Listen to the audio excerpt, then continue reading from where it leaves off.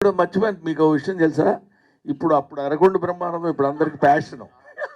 ఇప్పుడు అందరు ఇక్కడి నుంచి ఇక్కడ దాకా కొట్టేసి అంతా తీసేస్తున్నారు. చూసా, I feel proud of my self.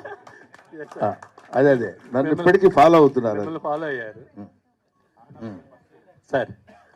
అలాంటి అరగుండు బ్రహ్మానందాన్ని మళ్ళీ ఫ్యూచర్లో మేము చూడగలమా? నేను మళ్ళీ 25 ఏళ్ళు అవ్వగలనా?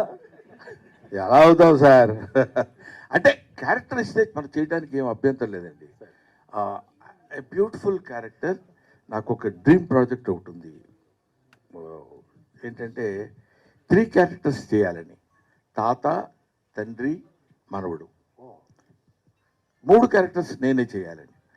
That is also small message to the entire universe.